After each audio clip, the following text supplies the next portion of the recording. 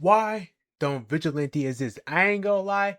If someone like the Batman or the Ninja Turtle with the pull up in this world, they right, bro. If I saw a big ass turtle that was 6 foot tall, I would be running too. I ain't gonna lie. If I saw Batman the way he be doing in them games, especially in the trilogy games, the car in my head,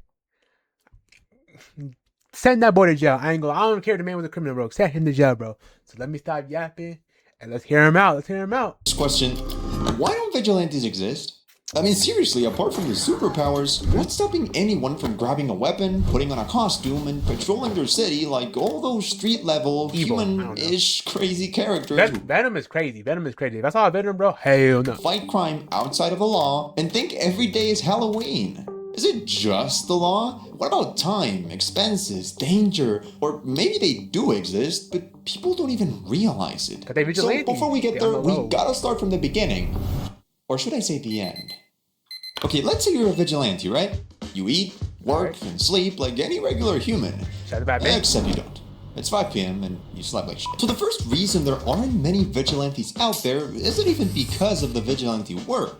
We'll get to that in just a second. Because if you think skipping a couple classes and sleeping through business meetings is enough to have a good balance between sleep hours and time for your daily patrol, then you either definitely don't have a 9 to 5 and your weekly schedule looks like a slot machine, or you're thinking it's millionaires like Batman who should be out there spending their free time beating people up. And if so, well, you're kind of right. Because on one hand, there's 95% of the population who, if they wanted to become one, would be a Spider-Man type vigilante. Hell yeah, I won. I ain't gonna lie. Shout out to my Ghost Spider-Man because, hey, he be swinging her around. You know, he be doing his thing around the city. People know him, and he making joke while he fighting crime. That is a vigilante that people gonna like. These are the people who are either studying or work a 9 to 5 and would struggle to make time for hero work, especially since 7 hours is proven to be the minimum amount of sleep required for a human to prevent sleep deprivation, and most people don't find going to sleep at 12 a.m. after vigilante patrols only to wake up at 7 a.m. for their day job too comfortable. However, that doesn't mean people aren't willing to change their routines or do their hero work on the weekends, especially if they have the money to do so. Because on the other hand, we have millionaires like Batman and Green Arrow, or simply people who are fine with barely getting by like Punisher, bro. He the fine line between vigilante and not Punisher, who could easily make vigilantism their primary job since time isn't a big concern. I'm rich. Which means that although the vast majority of the population wouldn't even be able to maintain a healthy life work beating people up balance, there's still a low but real percentage of people who can. Now the thing is that being able to do something doesn't always mean that you should. Because after you get your patrol calendar in check, you must now answer 3 rather simple questions to know how likely you are to either get home with a few bruises, go to jail for a couple months, or bleed out in the trunk of a car. Question 1 is what? You must first establish what kind of vigilante work you're gonna be doing out there every day. Sure, maybe catching falling cranes and helicopters isn't on many vigilantes' to-do list, but at least tracking down and confronting drug dealers without police getting involved, chasing robbers, and or getting into street fights with bad people is the bare minimum of things you gotta do to be considered a real vigilante. Remember, you technically are doing good, just not following the law, because if you were, then you'd be a cop. But you're not. Shout out to all the cops out there. Hey, shout out to them, bro, but they not bad, baby, right? Chasing and fighting people ain't no walk in the park, especially if you don't even know which park you're walking on. And that's where the second question of where comes into play. Because if you think vigilante work wasn't already dangerous enough, depending on what country, city, region, and neighborhood you're patrolling in could make it so that failing a mission, or even succeeding, gets you from a few months to a lifetime in prison. I ain't gonna lie, if most of us put up in New York City and try to stop crime, we're cooked. They cooked. They don't knock you. They'll look at it. Oh, it's a man in custom. We see that every day. Boom! Nah, bro, they would not take us serious. Depending on how deep the rib and skull fractures on your enemies were. Or in the worst of cases, it gets you caught by your city's mafia, which most likely ends with your internal organs getting rearranged in ways you had no idea they could be arranged in. Sounds fun, right? But fun is for games, and games can only be played once you know how to. So this third question is, do you?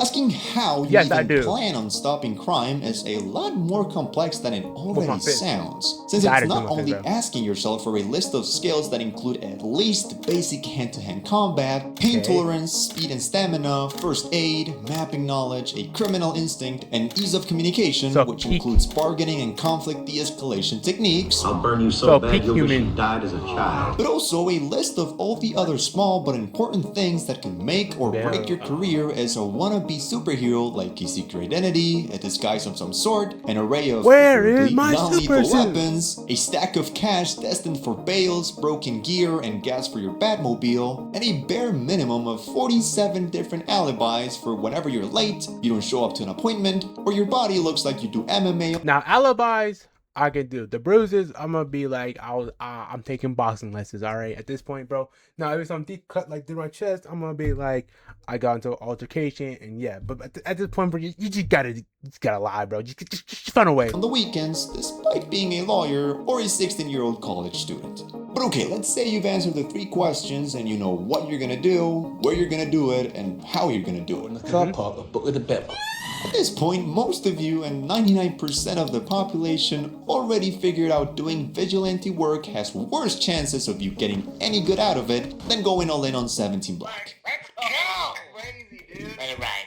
Let it ride. Oh, let it ride. 17 Black. Yeah. Let it ride. 17 Black. Let it ride. Get going. Yo.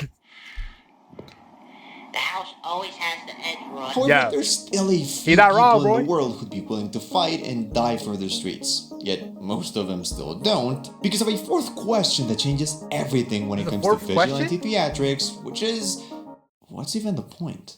Because you're bored and you want to save the city like you Batman. There's a reason vigilantes are most commonly seen on superhero fantasy tales rather than National Geographic documentaries, which makes it painfully hard to find a case where doing justice against the law leads to better results than just following the book. So I tried looking for an example, and my findings were unexpected, to say the least. Let's assume someone had the time, money, and dedication to master all the skills mentioned earlier. Let's also assume that they're not shaken up by the fact that they have to put their lives on the line every day, or the fact that it's almost impossible to maintain a healthy life due to the physical, mental, and social struggles of having a double life. We're gonna call this guy Bruce Wayne, for no reason. Now the question is, where in the world could Bruce Wayne go against the law to do good and at the same time be beneficial to society? Short answer, nowhere. Short but fun answer, North Korea. One of the few. Now, why the hell would I want to play vigilante at North Korea, bro? Nah, I don't even. What do you mean? What? Nah, what? Nah, I ain't trying to be rude here, but like, if I want, what? No, I'm not even going to entertain places on Earth where going against government laws is actually why not USA? The ethical thing to do due to the oppressive government and human rights violations. This and a few other countries like Afghanistan, where women are deprived from almost all of their human rights, or Nicaragua, where there's evidence that points to the authorities having committed crimes against humanity, or places where someone who could help people flee the country or protect them from the dangers inside would be extremely useful to have around, specifically because they go against the law. That is, until they inevitably get their skull blown by a tank, a kick, or a forehead. Because let's be honest, unless it's Batman out there, no one's lasting more than a week. Regardless, we know how crazy people can get sometimes, which is why, believe it or not, even after laying down every reason why being a vigilante is a suicide mission, I still managed to come across a tiny group of people who really think their life is a kick-ass sequel that go out to the streets almost every night to fight crime. And that's just not quite how you imagine. For one, there's members of the RLSH or real-life superhero community who either believe to be part of the Bat family and actively hunt down criminals and make sure the law is being followed correctly, or simply actively hunt down criminals and make sure the law is being followed correctly, or simply good Samaritans like Skyline or the superheroes of San Diego, who are known to spend up to 70% of their salaries on basic needs to hand out to the homeless. There's also the anonymous group who straight up goes above the law to hack and tamper with like these millions niggas. of I like gigabytes these. worth of data around the world doing good. I have a full video on real-life vigilantes you can check out later, but my point is, vigilantes exist. They dress up and go out to deliver justice. However, apart from the people who are really just doing cooler looking charity work and aren't actually vigilantes, these other guys are literally the living proof of why vigilantism isn't a career path on your local university. I mean, if you're already willing to sacrifice your physical and mental health, why not enlist into the army and help rescue people, gather intel, or fight for your country? Maybe because, I don't know. I'm not even trying to be like a scapegoat or say same excuses, bro, but most of the vigilantes that you bring up got powers. Yeah, there's a few of them who don't got powers, right? But even Daredevil got power. Punisher, he's just insane, bro. Punisher, okay, his family, yes, we know the story backline, but that man Punisher, he's a different breed, bro. He got plot armor too. Why not become a firefighter and rescue people from the danger that's already happening instead of causing it yourself? Or even a cop who does practically the same things you would be doing as a vigilante, patrolling the city and chasing criminals. Plus, you get a car, a suit, a badge, and a piece, and you get to work a reasonable shift, and it's legal, and most importantly, you get paid. I think. But guess what? Some cops aren't good. And guess what? I'm joking. You see where I'm going with this? No, I don't. Sure, vigilantes exist. At the end of the day, its definition is literally just people who take the law into their own hands, which also includes practically every superhero ever. Yes, even Superman, because destroying private property is still illegal. But he could go, so I don't care. Anyone with even a pea brain is smart enough to realize that despite what comics and movies show us, the line between a criminal and a vigilante in real life stretches so thin that most people are better off doing literally anything else other than risking their lives in the name of no one. So if you want to know more about real superheroes, click this video next. This was top. No, it makes sense, right? Like, yeah, vigilantes, and when it comes to the comic book sense, it's never gonna happen, right? I won't say never, but I don't really see anybody turning into a Superman or a Batman. I don't expect a Superman to just come from the sky, right, and start shooting laser beam out like he's Homelander, right? Shout out to my other vigilante in real life. Shout out to Skyline. Shout out y'all niggas, bro. But if y'all like this video and y'all want to see more content, don't forget to like, comment, share. And we'll see y'all in the next video. Peace.